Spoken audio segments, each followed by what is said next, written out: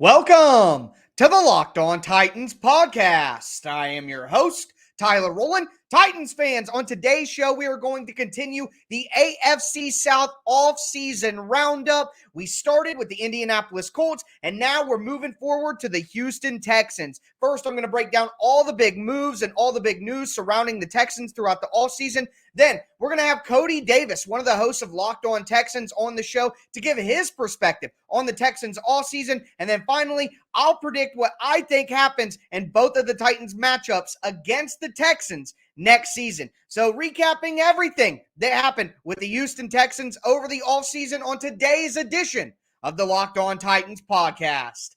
Let's get it. You are Locked On Titans, your daily Tennessee Titans podcast, part of the Locked On Podcast Network, your team every day.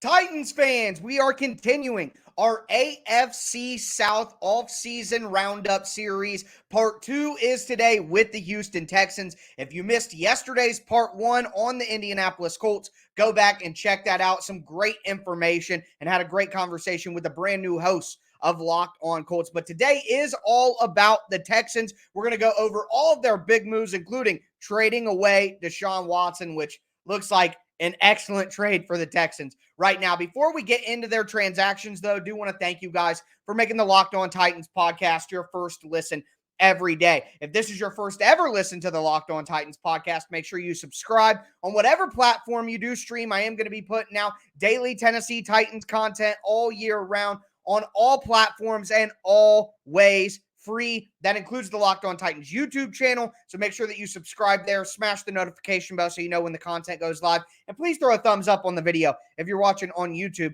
right now. I do appreciate the support, and it makes a big difference. But with all that being said, let's get into what happened with the Houston Texans. And of course, as I kind of teased earlier, we have to start with the trade of Deshaun Watson. So it was a saga that hung like a dark cloud over the Texans organization all last year. They're still involved in it, of course, so still a little bit of a problem for the Texans, which it should be, considering what we know about their involvement with the Deshaun Watson situation, given non-disclosure agreements out for people. And, I mean, it's just dirty business, in my opinion. So that dark cloud isn't gone from the Texans, but Deshaun Watson was a big piece of that, and now he is with the Cleveland Browns, and he's their problem, and it looks like a big problem for Cleveland. And in return, the Texans really got a huge haul. I mean, they got the 13th pick in the draft, which they moved down, got some more picks with that. They also got a first-round pick in 2023 and 2024. They got a fourth-round pick in 2022 in this year's draft. They got a third-round pick in next year's draft in 2023, and a bonus additional fourth-round pick in 2024. So not only did they get Deshaun Watson off of their roster, move that drama to a different team, they also got a huge return on the trade. So that's the big move there. And then they had some issues with the head coaching situation as well. It looked like the Texans were set up to hire Brian Flores, but then Flores files suit against the NFL for racial discrimination in the hiring process and when he was a coach at Miami. The Texans, because of that, in my opinion, were told by the NFL that they can't hire Brian Flores. And in return, they hire their defensive coordinator from last year, Lovie Smith, after they can their coach, David Culley, who was just a sacrificial lamb from last season. But at the end of the day, Deshaun Watson is gone. Lovie Smith is the head coach. That's the biggest moves that the Texans made. They also made some other smaller moves to the roster. They brought in some free agents like running back Marlon Mack, cornerback Steven Nelson, edge rushers Jerry Hughes and Mario Addison. They brought back Desmond King and Justin Britt. So they made some small adjustments to their roster with veterans, but that makes sense. I don't think Houston should be spending a bunch of money on free agents right now anyways, as they try to rebuild their roster from what Bill O'Brien did to it as the general manager when he was wearing both caps. But just a low-key free agency period for Houston. Didn't do anything too dramatic. They did give Brandon Cooks a big extension, but that makes sense. He's been a solid player and an underrated player, in my opinion, for a long time. But the big transactions and the big roster changes that were made for the Texans came in the NFL draft. They have the third pick. The Texans finally have one of their picks, and they take Derek Stingley Jr., the talented cornerback, out of LSU at number 3. Then, with that second first-round pick that they got from the Browns, they moved down from 13 to 15, and they pick up Kenyon Green, the interior offensive lineman. Titans fans should remember a lot about Kenyon Green with how linked to the Titans he was and how a lot of people in the fan base thought that would be who the Titans ended up with in the draft. I thought so as well, but Kenyon Green goes nearly 10 picks higher to the Texans. They add safety from Baylor, Jalen Petrie, who I'm a big fan of, a guy who could play that slot cornerback role, also do some safety things, kind of a star defender like Jalen Ramsey's doing for the Rams, or like a guy like Theo Jackson for the Titans did in college in Tennessee. He can kind of give you that skill set. John Mechie, the talented but injured during the pre-draft process, wide receiver out of Alabama, linebacker Christian Harris out of Alabama, running back Damian Pierce out of Florida. That is a very good first 6 players, in my opinion. A very good draft class right there. They also added defensive tackle Thomas Brooks. They added Tegan Quintoriano,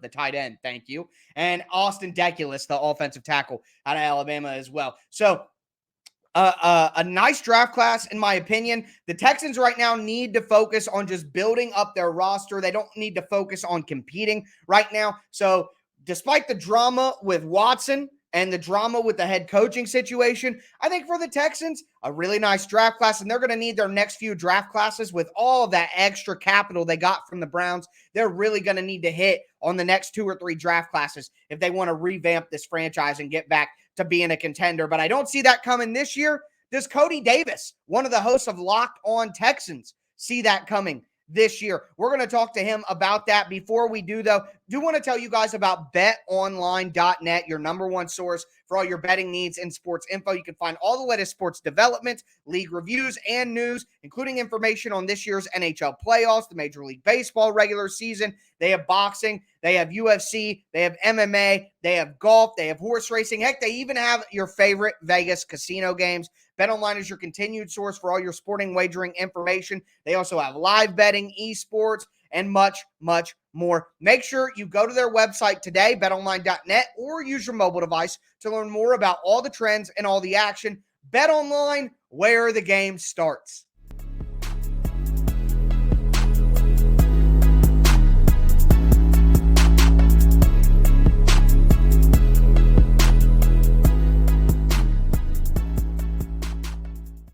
Now I'm excited. This is like my favorite segment of this entire week of shows. We are doing our AFC off-season roundup, AFC South, of course, and I'm very excited to bring on one of the hosts of Locked On Texans, Coty Davis, my man, covering everything Houston down there. Got you on the Rockets or whatever you need. Excellent sports coverage, no matter what sport you're talking about, and that's the kind of versatility that I really appreciate. So, Coty, thanks for coming on. John is enjoying life right now. He's in the middle of some big life events. What's going on with the other host of Locked On Texans, John Hickman?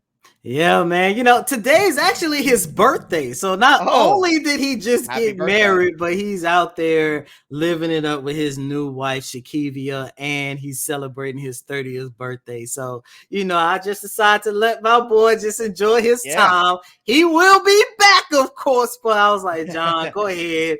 I'll take care of Tyler. You go ahead and enjoy your birthday. Enjoy your new wife, man. Yeah, awesome. Well, I appreciate you for coming on, but I did want to mention that up front because congrats to Mr. and Mrs. Hickman. Excellent news, and then happy birthday to John as well. But we got some Houston Texans to dive into. Before we do, I do want to thank you guys for making the Locked On Titans podcast your first listen, or the Locked On Texans podcast your first listen every day. Make sure you subscribe on whatever platform, free and available, your team every day. But Coty, I guess I just wanted to give you a blank slate here and get your general thoughts on what the Texans have done throughout this offseason, coming off of last year where I think that there were some nice moments for the Texans. Personally, I don't know, I'm a little higher on the Texans than some people, but I thought we saw some nice things. What are your thoughts on what they've done to build on that going into 2022 with their offseason so far. I love it. It's almost everything outside of improving the defensive end. The Houston Texans, Nick Caserio did an awesome job. First and foremost, you got to take a look at the coach. Now, I understand there might have been a lawsuit that kind of forced the Houston Texans to make the hire of Lovie Smith. However, the Lovie Smith hire just brought a sense of stability to this organization. And Tyler, you've been talking to me for going on 3 years now. Yep. And it just seemed like the first 2 years with this organization, rather it was the trade of D-Hop, rather it was the nonsense going on with Deshaun Watson. People blaming Jack Easterby in ownership for, then there was the David Culley experiment last year that everyone knew was just a complete mess. When they hired Lovie Smith, it brought a sense of stability and peace to this organization for the very first time. And you're talking about somebody who been around that organization during rookie training camp, voluntary OTAs, and many mandatory mini camp. It wasn't a circus to be around the Texans. You just go there. You see the young talent that they got, the promising talent that they got. It doesn't matter if you're talking about Derek Stingley. It doesn't matter if you're talking about Davis Mills or whatever the case might be. They look like a legitimate organization that is on a come up. So that's the first thing that they did. They went out and got a really good coach. The draft. It doesn't matter if it's Derek Stingley or Dameon Pierce. They went out and put together one of the best draft classes, not just in the NFL for this season, but me and John talked about this a lot here on Locked On Texans, to where we would not be surprised in the next 4 to 5 years. We're sitting here talking about this being the best draft class that the Houston Texans ever had. And they went out there, they improved the secondary, they improved the backfield. Even though he's hurt at the moment, John Mechie, I do believe he has the opportunity to take the helm as this team's number one wide receiver, probably in the next 2 years or so. Because even if he comes back this year, not expecting much for him, because that 1 year coming off of injury is always like that rehab type of season. But the rookie class that they got, even the veterans that they brought in, like Marlon Mack, the veterans that they was able to retain, like Brandon Cooks, like Laramie Tunsil, it just seems like this organization, from all the pieces that they brought in through the coaching staff, departed from Tim Kelly, elevating Pep Hamilton to offensive coordinator. It just seems like there is a sense of stability, peace, and promise surrounding this organization. And I know it's early, and I know, we are long away from the start of the 2022 season, but, and of course, departing for Deshaun Watson, we say that's Cleveland problem now. But when you just take a look at all the moves that this organization, led by Nick Caserio, of course, later on, led by Lovie Smith, it just seems you just don't understand. It's like a new day with this organization where it's like, you know what? Things might not be so good. Like the record might not look so good again in 2022, but at the same time, it's promised that you can say, you know what, we can build on a lot of these things that we're going to see for this upcoming season. Well, I think that one thing that I want to point out, and anyone who checked out yesterday's show talking about the Indianapolis Colts with the hosts from Indy, Zach and Jake, I think the quality of content here on the Locked On Network is just so high that I don't even have to get into this big preamble to explain the next question, because you just lead me so perfectly into my next question. It's just absolutely fantastic, the segues that are being made here. But you talk about how it doesn't have to be this great record change to have a good season in Houston. It's more about promise and progress. What, I guess, when you see what this team's done so far, obviously you're high on what's going on in the building early. What do you think a good season, if the season kind of realistically turns out as good as possible for Houston, what does that look like? What does that progress and that promise look like in your eyes for this team? It a lot of different ways. First and foremost, even though, Nick Caserio had a terrible hand going into the 2021 draft. Yeah. I think he came out with a damn good, extremely great, just a great talent all around. In terms of what promise looked like for this organization in 2022, I would say to continue seeing development and promise, especially out of last year's draft class. And you're looking at Davis Mills, you're looking at Nico Collins, you're looking at Roy Lopez. Those are the three guys, and even Brevin Jordan, the tight end as well. You look at those 4 guys, especially Davis Mills. If those guys can continue to develop and showcase the promise that we've seen throughout their rookie season, but of course taking an additional step, then I would say parts of the 2022 season is a success. Of course, when you take a look at this year's draft class in terms of Derek Stingley, in terms of Petrie, if they could come in and contribute right away, and I know they're rookies. Sometimes it takes rookies sometimes to get accustomed to the NFL, but let's say midway through the regular season, if we can say Derek Stingley and Jalen Petrie and Damian Pierce and John Mechie to a certain extent, if the rookies that they were able to pick up in the 2022 NFL draft, at some point throughout midseason, we can say they have elevated the Texans' on-field production in the secondary or in the backfield or with the wide receiving core. That is another way I can actually view success for this organization in 2022. I'm not about to sit here and say that the Texans, even though there's a lot of promise and hope that they could actually compete for the playoffs, I would love it, but it's not realistic. But at the same time, if this young team can just continue to develop and let's just say stay in a handful of games, stay in a lot more games than what we saw last year, because there were some games where it's like as soon as they started, they was already down by like 21 points. And, it was a slugfest. They lost 40-0 to Buffalo, even though the ending score to the loss against the Los Angeles Rams, I think was like 41-21. They was down by 40-0 going into the fourth quarter, I believe. Right. So, but if they are in games going into the fourth quarter, even if they don't pull out a victory, but you lose by a touchdown or by 3 points or whatever the case might be, that is success for the Houston Texans for this upcoming season, because it's almost like the Rockets to a certain degree. The team that's in a very similar situation to where, yes, we want to see this team win and compete, but at the same time, we know at the end of the day, both of these organizations, of course, for this show, we sticking things to the Texans.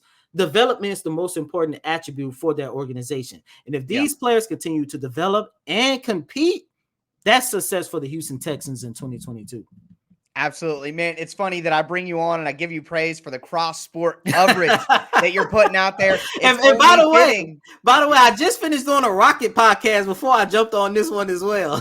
There you go. So that cross-sport coverage that you're known for, flexing that muscle a little bit before we head off here. I do just want to say and want to give you credit here. We got Big Wig coming on the show, Tony Wiggins from Locked On Jags, on the next show that we dropped. And our little division preview last year, God. Wiggins took you guys to task, said that the Jags would definitely be better. The Texans might go 0-17, read you the riot act, and you said the Texans will probably win about 5 games better than the Jags. And who was right? Mr. Coty Davis. The Texans won 4 games, but that's a lot closer to 5 than it is to 0. I love that 4, by the way. Only won 3. So a great call there. Great coverage nonstop. Check out Locked On Texans for your daily Locked On Texans coverage. Coty, thank you so much for coming on. And in our next segment, we are going to be talking about the 2 matchups the Titans will have against the Texans. I'll be giving you guys my predictions on how those 2 games will play out. Thank you so much for coming on, Coty.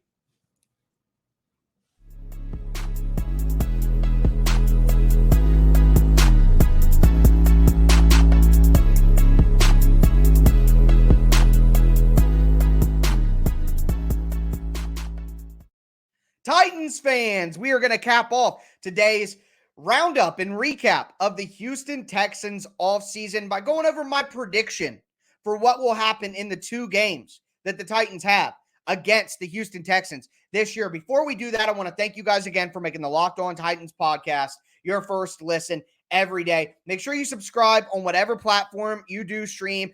We're a couple weeks removed from getting back into 5 episodes per week as we head towards training camp, which kicks off on July the 26th. Guys, the football season is right around the corner, and you don't want to miss any of the Monday through Friday free Tennessee Titans content that I will be putting out throughout the entire season, the all season, all of that and more. So make sure you subscribe to the Locked On Titans podcast on whatever platform you do stream. But moving forward here, let's talk about these games that the Titans have against the Texans. Well, first, just a little more promo, guys. Just want to let you know I'm going to cap off the entire week of shows on Wednesday night on YouTube, Thursday morning for the podcast crowd. I'm going to be talking Jacksonville Jaguars with Tony Wiggins. Can't wait to do that. But looking at these games against the Texans. First, on October 30th, the Titans will play at Houston in Week 8. This is an important game. This is an important game. I think it's a must-win.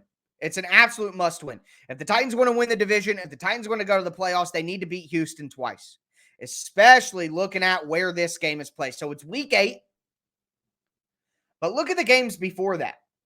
Week 4, away against Indy. Week 5, away against Washington.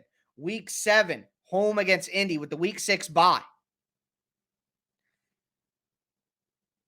That's a big stretch. 3 division games within a 4-game stretch, 5 weeks total. The Titans have to win 3 of those 4 games. They have to beat Washington. They have to win one of those games against Indy. They have to split that season series. And they're going to need to beat Houston. Because when you look at what comes next, Chiefs, Broncos, Packers, Bengals. Look at that stretch of games and think about how important that matchup against Houston is going to be. It is a must win. They have to win that game. You can't lose to the Texans and then go into Chiefs, Broncos, Packers, Bengals. Especially coming off of 2 games against Indy in a month and already having your bye week. That is a monster game for the Titans. And of course, at home, Week 16, Christmas Eve. I think it's funny that the Titans play the Texans on the eve of major American holidays in both their games. I don't know why I find that interesting. Doesn't really seem very interesting, but hey, these are the things that get me going. But Week 16, Christmas Eve, Houston Texans at home in Tennessee. That game is sandwiched in between 2 really tough situations, which makes it so vitally important. On top of being a division game at home anyways against a team that you should beat. The Titans have to go their longest trip of the year across the country to play the Chargers in Los Angeles in Week 15, come all the way back, and then play the Texans. So heavy travel the week before. And then the week after, a short week at home in primetime on Thursday Night Football against the Dallas Cowboys, who are a pretty good football team. Plus, it's at the end of the season in the final few weeks of the year, which means every loss and every win will be critical in the playoff race. Really, there's no way around it. The Titans have to beat the Texans both times. They have to. One of the big things that the Titans have going for them, an advantage for them as a team, is that they play in the AFC South. And that means you got to beat Jacksonville and you got to beat Houston. You got to. Especially considering the Titans' schedule being harder. In my opinion, the team being a touch worse. You have to win these games. You can't have the kind of... A.J. Brown's not going to save you against San Francisco. A.J. Brown's not going to save you against Houston this year. So you can't afford to lose those games like they did against the Jets and the Texans last year. Period. That's how I see it. So for me, the Titans will win both of these games, and they need to win both of these games. But that's going to do it for me today. I'm going to be back with you guys on Wednesday night, YouTube, Thursday morning for the podcast, breaking down the Jacksonville Jaguars. We're going to go over all their all-season moves, which, boy, there are a lot to talk about. We're going to talk to Tony Wiggins, the OG of the Locked On Podcast Network, one of my favorite people to talk to in the entire network and on the planet, really. Tony is an awesome guy. Can't wait to get his thoughts on the Jags, and then, of course, I'll be predicting the Titans matchups, and I might have a surprise for you guys on that note. But that's going to do it for me today, folks. As always, I am your host, Tyler Rowland, and this was Locked On Titans.